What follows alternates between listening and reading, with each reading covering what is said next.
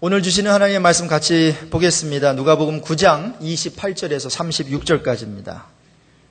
누가복음 9장 28절에서 36절까지 우리 성경을 찾으시고 또 앞에 스크린 보시면서 합독하도록 하겠습니다. 이 말씀을 하신 후 8일쯤 되어 예수께서 베드로와 요한과 야고보를 데리고 기도하시러 산에 올라가사 기도하실 때에 용모가 변화되고 그 옷이 휘어져 광채가 나더라. 문득 두 사람이 예수와 함께 말하니 이는 모세와 엘리야라. 영광 중에 나타나서 장차 예수께서 예루살렘에서 별세하실 것을 말할세 베드로와 및 함께 있는 자들이 깊이 졸다가 온전히 깨어나 예수의 영광과 및 함께 선 두 사람을 보더니 두 사람이 떠날 때에 베드로가 예수께 여짜오되 주여 우리가 여기 있는 것이 좋사오니 우리가 초막 셋을 짓되 하나는 주를 위하여 하나는 모세를 위하여 하나는 엘리야를 위하여 하사이다 하되 자기가 하는 말을 자기도 알지 못하더라. 이 말 할 즈음에 구름이 와서 그들을 덮는지라. 구름 속으로 들어갈 때에 그들이 무서워하더니 구름 속에서 소리가 나서 이르되 이는 나의 아들 곧 택함을 받은 자니 너희는 그의 말을 들으라 하고 소리가 그침에 오직 예수만 보이더라. 제자들이 잠잠하여 그 본 것을 무엇이든지 그때에는 아무에게도 이르지 아니하니라. 지난주에 귀한 말씀 집회를 은혜롭게 마쳤어요. 많은 분들이 오셔서 참 듣지 못한 메시지였습니다 라는 얘기를 해주시더라고요. 그러면서 생각했어요. 이번 부흥 집회는, 말씀 집회는 우리가 듣고 싶은 메시지가 아니라 들어야 하는 메시지였구나 말이죠. 그래서 여러분 미스하신 분들은 제가 광고 아까 하지를 못했는데 CD를 꼭 구입하셔가지고 들으시기 바랍니다. 여러분이 반드시 들어야 하는 메시지, 이번에 가을 집회 메시지였어요. 더 좋은 것은 특세 때부터 비전에 대해서 제가 좀 다뤘는데 거기서부터 4편의 설교를 들으시고 그 다음에 송교사님의 나머지 6편 그 메시지를 들으시면 참 내가 왜 살아야 되고 왜 이곳에 있고 하는 여러 가지에 대해서 질문에 대한 어떤 답이 어느 정도 제공되리라고 생각합니다. 자, 하나님께 큰 감사를 드려요. 어떤 성도들이 은혜 받는 모습 보면 너무나 기뻐요. 그래서 귀한 집회를 인도해 주신 우리 김애녹 선교사님과 또한 이 집회를 위해서 수고해 주신, 봉사해 주신 여러분들께 감사의 뜻을 전합니다. 자, 이제 집회는 끝났습니다. 우리가 이제 질문해야 하는 것이 이것입니다. 성경 공부를 마쳤을 때도 마찬가지고 이런 집회를 행사를 마쳤을 때도 마찬가지인데 우리가 반드시 은혜 받고 난 다음에 많은 것을 배우고 깨닫고 난 다음에 해야 되는 질문이 있어요. 그것은 바로 그래서 어쨌단 말인가? So what? 그래서 어쨌단 말인가? 감동이 있었고 새로운 배움이 있었고 깨달음이 있었어요. 그 선교사님 정말 메시지 좋더란 말이죠. 그런데 So what? 그래서 어쨌단 말이에요. 여러분 오해하지 마십시오. 하나님은 예배자를 기뻐하십니다. 우리가 예배 드리는 것을 정말 좋아하시는 하나님이에요. 그래서 하나님께서는 이 성경에서 찾으시는 부류 중에 하나가 예배자예요. 예배자를 찾으세요. God is looking for His worshipers. 하나님만을 경배하는 자, 저와 여러분 되시기를 주님의 이름으로 축복합니다. 하나님은 예배자를 찾으세요. 여러분 왜 예배자를 찾으실까요? 예배는 잘 들어보세요. 예배는 예배하는 자를 변화시키기 때문입니다. 예배는 하나님의 거룩한 임재가 있는 곳이기 때문에 우리가 변화되지 않을 수 없어요. 변화되지 않는다면 나의 예배가 잘못된 거예요. 내가 아직 주님을 만나지 못한 겁니다. 성경에 보십시오. 하나님을 만난 자들마다 변화가 일어납니다. 모세도 그랬습니다. 다윗도 그랬습니다.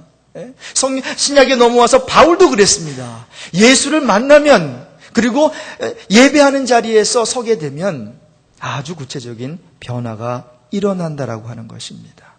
자, 그래서 하나님의 임재는 언제나 변화를 일으켜요. 오순절날 마가의 다락방에 120명 정도가 모여 있는데 성령이 임했어요. 막 방언으로 얘기를 합니다. 그랬더니 사람들이 이게 웬 일인가? 왜 어찌 우리는 다른 지방에서 왔는데 우리 지역의 방언으로 듣네? 어떤 이들은 조롱합니다. 술 취했다고요. 자기네들은 못 알아들으니까 그 말을 말이죠. 11제자와 함께 베드로가 일어나서 말하지요. 아닙니다. 지금 대낮입니다. 술 취한 게 아닙니다. 이것은 성경에 말씀하신 그 예언대로 지금 여호와의 영이 신이 임한 겁니다.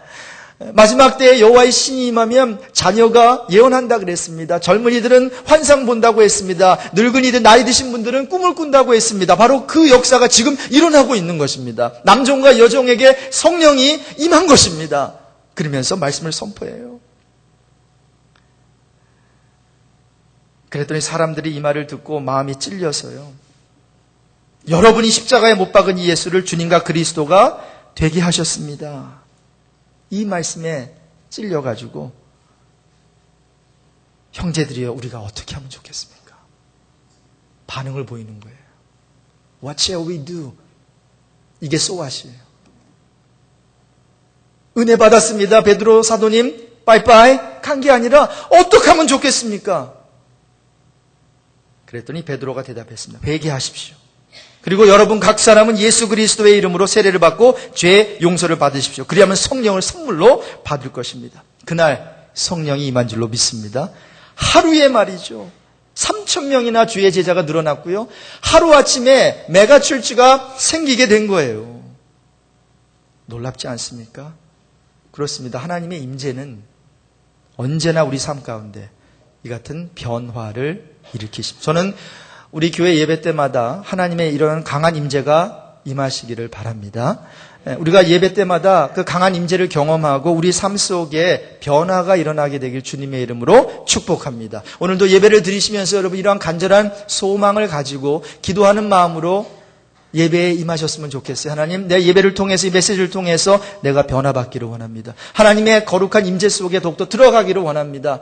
내가 그저 교회만 왔다 갔다 하는 그러한 신앙인 되지 말게 하시고 정말 주님을 만나서 거듭나고 성령으로 거듭나서 정말 하나님을 온전히 섬기는 자 되게 해 주십시오.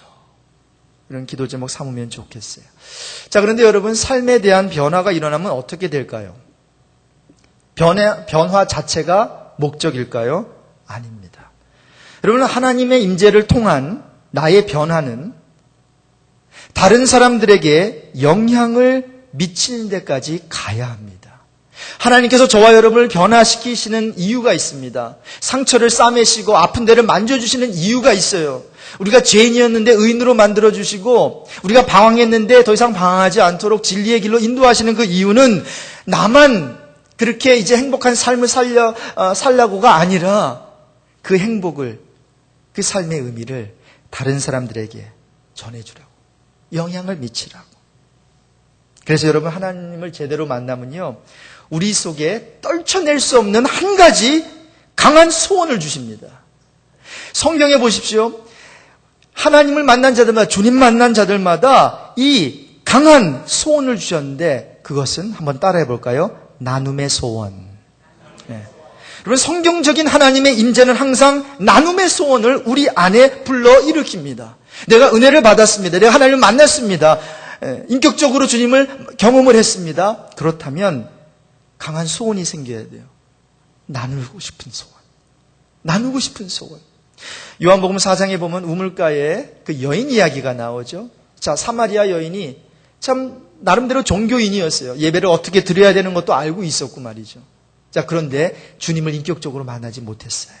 그런데 예수님을 만나고 그가 변화되는 모습이 나와요. 자, 예수님을 만나서 놀라운 대화 가운데 야, 이분이 메시아구나 라는 믿음이 생기기 시작했어요. 조금만 변화가 일어났습니다. 자, 그러면서 그 다음 나오는 그 여인의 행동을 보세요. 여자가 물동이를 버려두고 동네로 들어갔어요. 사람들에게 외칩니다. 내가 행한 모든 일을 내게 말한 사람을 와서 보십시오. 이는 그리스도가 아닙니까? 이는 우리가 기다리던 그리스도가 아니십니까? 그러면서 동네 사람들을 다 끌고 예수께 왔어요. 여러분 그렇습니다. 우리가 하나님의 임재 가운데 있으면 이 같은 변화가 일어나고요. 그뿐만이 아니라 그 변화는 주위 사람들에게 영향을 미칩니다. 주님과 함께 한다면 우리는 주님을 반사하게 되어 있기 때문이에요. Reflect Jesus when we abide in Him. 아멘? 우리가 주님과 함께 동행하고 주님의 안에 거하면 주님을 반사하게 되어 있습니다. 자, 그래서 중간 결론입니다. 예배를 통한 하나님의 임재는 변화를 일으키고 그 변화는 우리 속에 강한 소원을 두시는데 그 소원이 어떤 소원이라고요? 나눔의 소원을 우리 안에 불러 일으킵니다. 우리는 나눠야 합니다. 사람과 함께 나눌 게 있어야 합니다. 그리고 은혜 받은 사람만 나눌 게 있어요. 주님을 만난 사람만 나눌 게 있는 거예요. 오늘 본문에 여러분이 잘 아시는 변화 산상의 이야기가 나와요. 우리 예수님께서 늘 기도하러 산에 올라가지 않으셨습니까? 이날도 수제자 3명을 데리고 산에 올라갔어요. 베드로와 야고보와 요한과 야고보를 데리고 기도하러 산에 올라갔습니다. 자, 근데 기도하고 계시는데 이날만큼은 좀 이상해요. 무슨 일이 생겼어요? 그 얼굴 모습이 변하셨어요. 그 눈이 흰 눈처럼 막 눈부시게 휘어졌습니다. 그뿐만이 아니에요. 갑자기 2사람이 나타나는 거예요. 모세와 누구예요? 엘리야.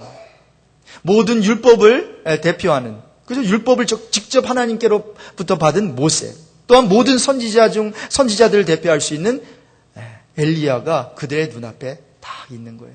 여러분, 이 같은 임재가 있습니까? 주의 거룩한 임재가 있죠. 또한 거룩한 사람들이 함께하죠. 얼마나 좋은지 몰랐어요. 그래서 베드로와 그 일행은 잠을 자고 있었어요. 잠을 이기지 못해서 졸다가 하여튼 기도만 하면은 이들은 잤어요. 우리하고 비슷해요. 예수님의 제자들도 비슷해요.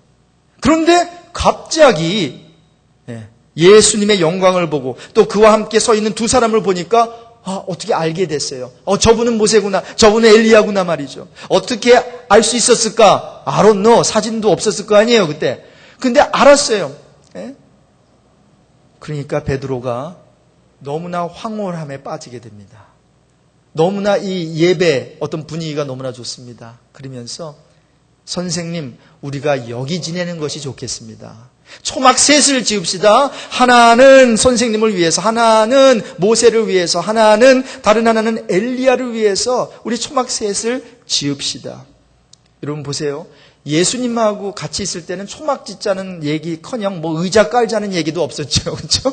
근데 모세하고 엘리야가 갑자기 나타나니까 와우 이렇게 된 거예요. 여러분, 누가 더 위대한 분입니까? 예수님이에요.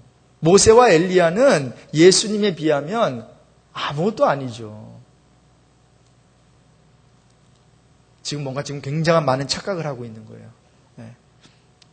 그랬더니 하늘에서 음성이 들렸어요. 이는 내 아들이다. 예수님 보고 내가 택한 자다. 너희는 그의 말을 들어라. 그가 중요하다. 예수님이 중요하다는 거예요. 그래서 눈을 들어보니까 갑자기 나머지 2사람은 펑 하고 없어졌어요. 다음 날 그들이 산에서 내려오게 되죠.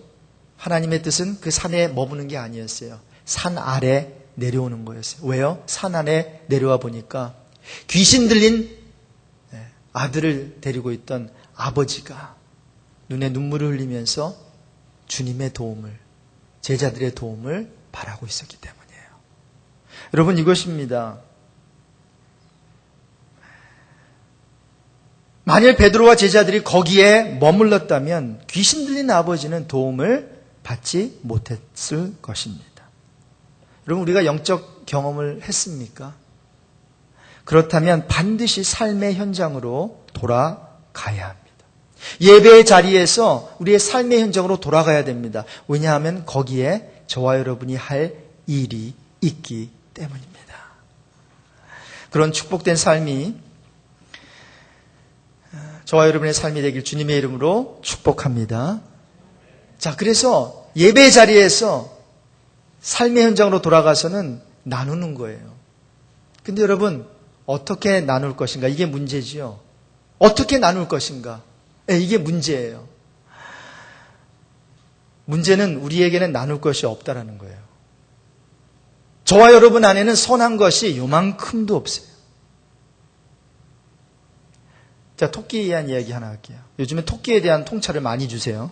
산토끼부터 시작해가지고 참 목적이 이끄는 그 띠 아니에요, 그렇죠?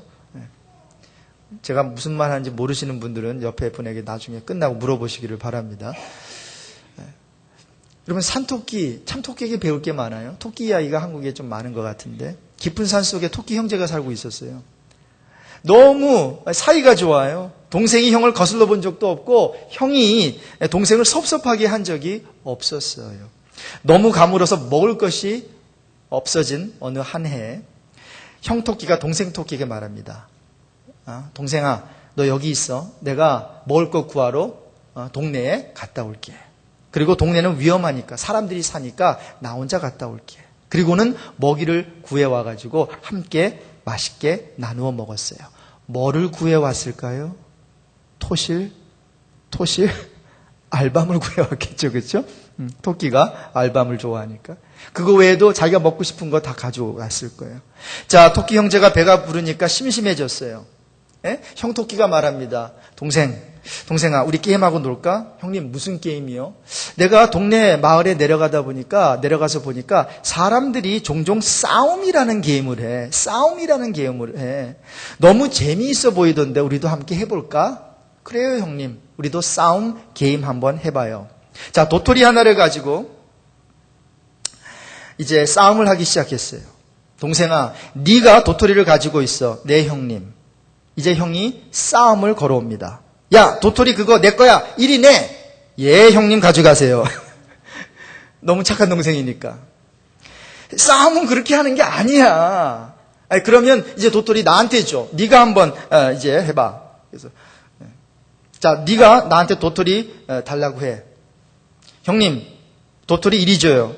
형님이 이거 내 거야. 안 줄 거야. 그러니까 동생 토끼가 그러면 형님 가지세요. 아니, 그런 게 아니라니까 하면서 하루 종일 그냥 싸우는 방법을 가르쳐줬는데 동생이 터득을 못하는 거예요. 그래서 그 형제는 싸우지 않고 오늘까지 행복하게 살았다는 그러한 이야기예요. 여러분, 꿈 같은 이야기죠. 우리 인간에게는 그런 이야기를 만들어낼 수가 없어요. 너무나 욕망이 많고 너무 욕심이 많고 자기 주관이 있기 때문에 그렇게 되지 않아요. 그런 선한 것이 우리 안에는 없어요. 그래서 사도 바울이 2000여 년 전에 그의 어떤 내면을 관찰해 봤어요. 그리고 성령의 감동으로 이러한 통찰을 하게 된 거죠. 내 속 곧 내 육신에 선한 것이 거하지 아니하는 줄을 아노니 원함은 내게 있으나 선을 행하는 것은 없노라. 로마서 7장 18절 말씀이에요. 내가 원함은 있어요. 디자이어는 있어요. 내가 좀 착하게 살아보고 싶고 내가 선한 일을 해보고 싶은데 원함은 있어요. 그러나 선을 행하는 것은 없다라는 거예요. 그러면서 21절에 내려가서 그러므로 자기가 한 법을 깨달았대요. 선을 행하고자 하는 내 안에 내가 원하지 아니하는 악이 함께 있다. 그래서 내가 원하는 선은 행하지 아니하고 내가 원하지 않는 악을 행하고 있구나. 그러면서 자포자기합니다. 오호라 공고한 자로다. 누가 이 사망의 몸에서 누가 나를 건져내랴. 나에게 소망이 없다라고 하는 거죠. 자, 그러면서 8장에 넘어가서는 이제 그리스도 예수 안에 있는 자에게는 결코 정죄함이 없나니라고 하면서 해결책은 예수님이다라는 말을 합니다. 여러분, 내 안에 선한 것이 하나도 없는데 해결책이 무엇일까요? 해결책은 딱 한 가지입니다. 예수 믿고 성령으로 거듭나는 것입니다. 예수 믿고 성령으로 거듭나는, regenerate 되는 거예요. 하나님의 자녀가 되는 길밖에는 해결책이 없어요. 그러므로 저는 주님의 이름으로 권면드립니다. 예수를 믿되 잘 믿으십시오. 우리 함께 잘 믿어봅시다. 진짜로 믿어봅시다. 그리고 성령으로 거듭나야 합니다. 예수를 믿고 성령으로 거듭나야 돼요. 어제도 마지막 집회하면서 전 도전했습니다. 여러분 이미 알고 있는 내용이지만 우리의 미래는 우리 자녀나 젊은이가 아닙니다. 도전했습니다. 이 세상은 우리의 자녀가, 젊은이들이 우리의 미래라고 말하지만 아닙니다. 우리의 미래는 젊든 나이가 들었든 상관없습니다. 우리의 미래는 오직 성령으로 거듭난 사람인 줄로 믿습니다. 성령이 임하여 거듭나기만 하면 역사가 일어나는 거예요. 아이든 젊은이든 늙은이든 상관이 없어요. 성령 받은 자녀는 예언할 것이고, 성령 받은 젊은이는 환상을 볼 것이고, 성령 받은 늙은이는, 나이 드신 분은 꿈을 꾸기 시작할 거예요. 여러분, 꿈꾼다는 건 뭐예요? 나이 드신 분에게도 잠을 주셨다는 얘기예요. 잠을 자야 꿈을 꾸니까 여러분, 잠도 주시고 꿈도 주시고 성령으로 거듭난 자에게 주시는 선물인 줄로 믿습니다. 그리고 성령 받은 자들이 이런 것을 나누기 시작하죠. 뭐를요? 예언, 말씀이에요. 그건 환상, 꿈, 이런 것들을 나누는 거예요. 자, 결론적으로 무엇을 나눌 것인가? 따라해 봅시다. 나에게 있는 것을 나누면 됩니다. 여러분, 예수님께서 5,000명을 먹이신 그 오병이어의 사건 기억나시죠? 남자만 5,000명이었어요. 그 외에 아이들과 여자분들도 있었어요. 예수님께서는 한 아이의 도시락 속에 들어있는 그 오병이어 5개의 떡과 2개의 그 2마리의 고기를 가지고 5,000명을 먹이셨어요. 그런데 여러분 생각해 보세요. 그들 가운데 도시락이 딱 정말로 하나밖에 없었을까요? 아니, 남자만 5,000명이고 그리고 아이들이 많이 왔을 텐데 어떤 부모가 그냥 아이를 보내겠어요? 만약에 아이와 함께 왔다면 도시락을 싸왔을 거 아니겠어요? 적어도 10,000명이 넘고 15,000명, 많게는 20,000명까지도 됐을 텐데 말이죠.